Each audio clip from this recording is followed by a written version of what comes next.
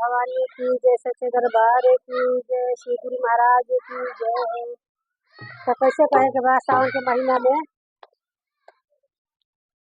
मोर बाला मुआ हो देवा घर के मेलावा घूमा, मोर बाला मुआ हो देवा घर के मेलावा घूमा, मोर बाला मुआ हो देवा घर के मेलावा घूमा,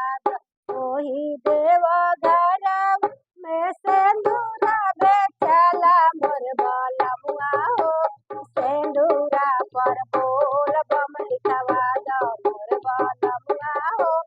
सेंदूरा पर बोल बम लिखवा दो, मोर बाला मुआ हो देवा घर के मेलावा घूमा दो, मोर बाला मुआ हो देवा घर के मेलावा घूमा दो, वही देवा घर में बिंदिया बेचला, मोर बाला मुआ हो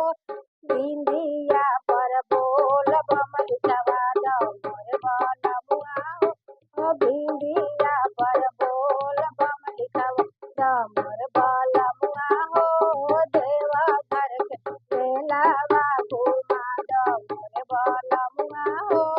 देवा घर के मेलावा घूमा दो, वही बोला बामा चुनारी बेचला, मोर बाला मुआ हो चुनारी पर बोल बम लिखवा दो, मोर बाला मुआ हो चुनारी पर बोल बम लिखवा दो, वही बोला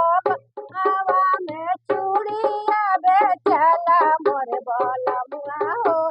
चूड़िया पर बोल बम लिखवा दो, मोर बाला मुआ हो चूड़िया पर बोल बम लिखवा दो, मोर बाला मुआ हो देवा घर के मेलावा घूमा दो, मोर बाला मुआ हो देवा घर के मेलावा घूमा, कोई देवा घर में हारावा बेचला, मोर बाला मुआ हो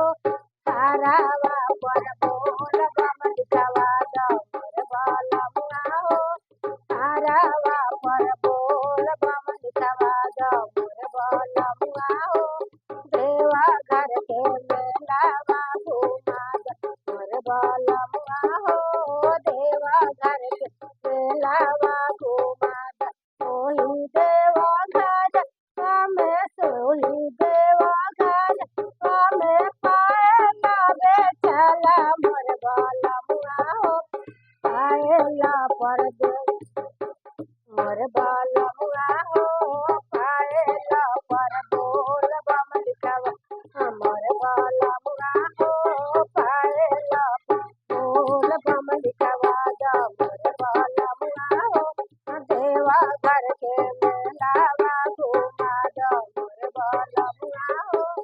देवा घर के मेलावा घूमा दो, मोर बाला मुआ हो देवा घर के मेलावा